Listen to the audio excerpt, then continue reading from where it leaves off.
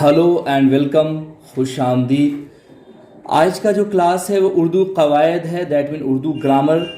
और ये CBSE और BSEB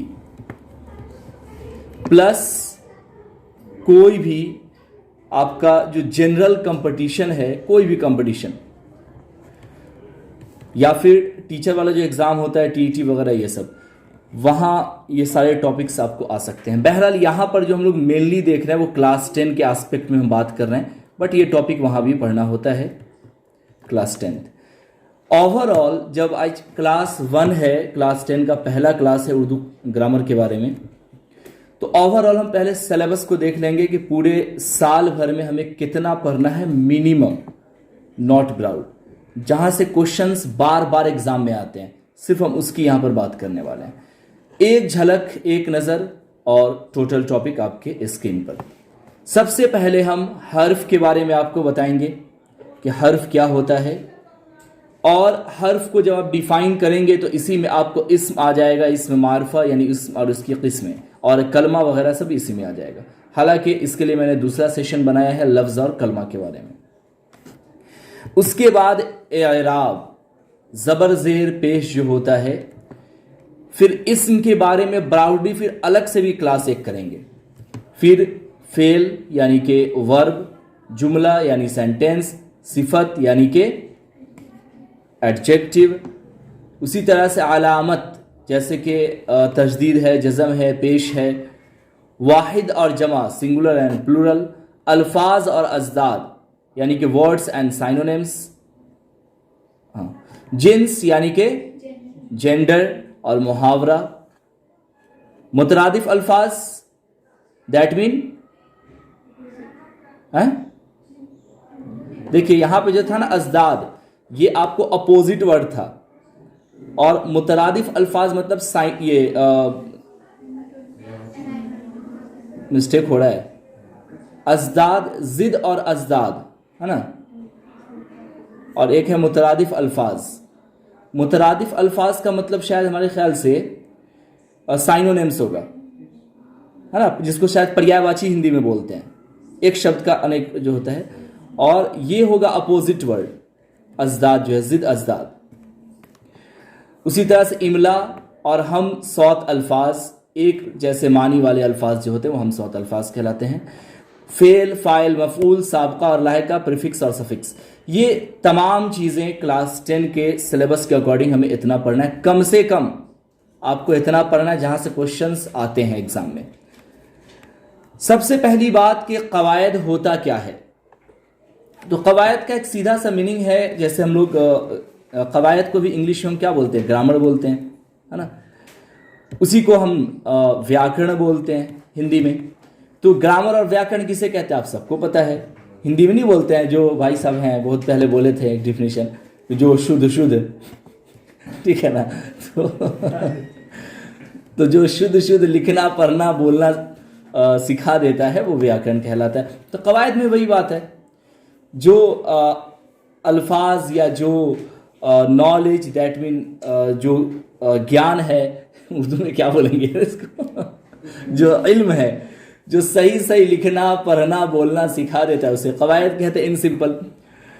अब कवायद में जैसा कि मैंने आपको बताया कि पहला जो आपका जो क्लास होगा वो लफ्ज़ के बारे में होगा। तो यहाँ पर हम मर्ज करके लफ्ज़, फेल और इस्म यानी 3 टॉपिक को मर्ज करके एक साथ देखने वाले हैं, ताकि एक क्लास पूरा आपका आधे घंटे का कम से कम बन जाए। देखें, बिना टाइम पास किए हुए 3 टॉपिक आपको हाफ एन आवर या उससे पहले ही आपको मिल जाएगा, ज़्यादा से ज़्यादा आधा घंटा। जो आवाज़ मुंह से निकलती है उसे लफ्ज़ या कलमा कहते हैं। एकदम सिंपल लैंग्वेज, कभी भी पढ़ाई को अपने भाषा में कीजिए तो रटने की आवश्यकता नहीं पड़ेगी, अपनी ज़बान में उसे समझो। जो आवाज़ मुंह से निकलती है उसे लफ्ज़ या कलमा कहते हैं। जो भी आप बोलते हैं, जैसे आदमी, आप, तुम, मैं, वह वगैरह इत्यादि इत्यादि इत्यादि। अब देखें, जब हम ये कहेंगे कि जो भी चीज़ें मुंह से निकलती है, जो भी आवाज़ माउथ से आउटपुट होता है, उसे हम अगर लफ्ज़ कहेंगे तो लफ्ज इसका मतलब कि दो तरह का हो जाने वाला है, क्योंकि जो भी कुछ हम लोग बोलते हैं या तो सही बोलते हैं या तो उल्टा सीधा बोलते हैं, यही बात होता है। तो उस हिसाब से इसे दो वर्ग में यानी दो क्लास में कहे तो उर्दू में बोलो ना यार, दो किस्मों में, यहां लिखा भी हुआ है, अक़साम उसका होता है, नो डाउट। तो मौजू और मुहम्मल ये दो किस्म इसकी हो जाएगी। ये दूसरा मौजू उसे कहते हैं जो सही सही अल्फाज हैं, जो मानीदार होते हैं, और मुहम्मल जो आए दिन हम लोग दिन भर बोल रहे होते हैं। अभी ऐसे ट्राई करके देख लीजिएगा, कुछ सही तो बोलते नहीं आप लोग, कहीं पे स्पेलिंग पुलिंग में गलती कर दिए हैं, तो कहीं पे लड़का को लड़की बना दिए हैं, हाँ कुछ भी हो सकता है, कहीं पे किसी को गालियाँ बोल दिए हैं।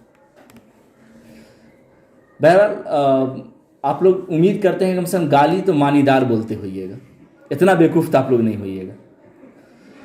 देखिए, मानीदार लफ्ज को मौजू कहते हैं, जैसे रोटी फल, इसी में अगर बोल दिया जाए रोटी वोटी, तब ये वोटी का तो कोई मीनिंग होता नहीं, तो ये हमारा हो जाएगा मुहम्मल। ऐसे लिखा गया कि बेमानीदार लफ्ज को मुहम्मल कहते हैं, जैसे वोटी, फल, वल लोग बोलते हैं, घर वर का तो लेकिन हिंदी में मीनिंग होता है लेकिन उर्दू में कुछ होता नहीं है। लफ्ज, अब हम बात देखो, लफ्ज की बात चल रही थी ना, तो लफ्ज में हमने देखा कि लफ्ज के जो अक़साम थे, ब्राउडली अगर हम देखेंगे ना तो लफ्ज को हम तीन और तरह से हम डिवाइड कर सकते हैं, एक इस्म, एक फेल और हर्फ। ठीक है जी। तो इस्म किसे कहते हैं सबको पता है, जो नाउन होता है वो हमारा इस्म होता है। तो हम बोल सकते हैं कि वह कलमा जो किसी शख्स, जगह या चीज के नाम को बताता है उसे हम इस्म कहते हैं। किसी भी नाम को इस्म कहते हैं। इन सिंपल आप ऐसा भी कह सकते हैं जैसे किसी आदमी का नाम, किसी जगह का नाम वगैरह। फेल किसे कहेंगे, वह कलमा जिससे किसी काम का करना या होना जाहिर होता है, यानी कि फेल का मतलब हो गया क्रिया यानी कि वर्ब, जैसे आया गया, गाना, खाना, पीना, हंसना, गाना। वह हर्फ क्या है, देखिए हर्फ का जो इन सिंपल मीनिंग आता है वो ये आता है कि लेटर, लेकिन यहां पे लेटर से मुराद नहीं है। आपको ऐसे समझना होगा कि वह कलमा है जो अकेला कोई मानी न देता हो, बल्कि इस्म या फेल से मिलकर अपने मानी को जाहिर करता है, जैसे मैं, तुम, से, पर वगैरह। कैसे, जैसे मैं और अमरीन कल कहीं जा रहे थे। तो अमरीन क्या है, नाउन है। अगर मैं अमरीन को गायब कर दूं तो मैं और कल कहीं जा रहे थे, लोग बोलेगा पगला गया, भूत के साथ जा रहा था क्या, कौन के साथ जा रहा पता नहीं चल रहा। उसी तरह से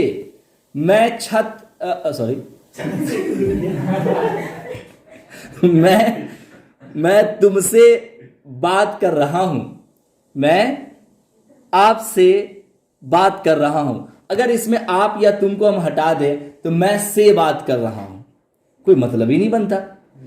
तो ये सारे ऐसे लफ्ज हैं जो किसी जो अकेला कोई मानी ना देता हो, बल्कि इस्म या किसी फेल के साथ अपने मानी को जाहिर करता है।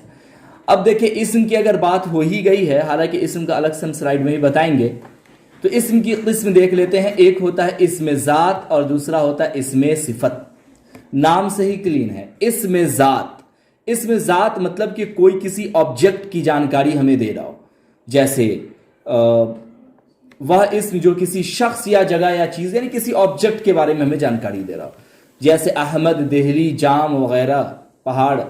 अब अगर हम बात करें इसमें सिफत, नाम से क्लियर, सिफत मतलब जिसकी तारीफ जाहिर हो, जैसे कोई लंबा है, छोटा है, बहादुर है वगैरह है, ये हमारा इसमें सिफत हो जाएगा। ठीक है जी।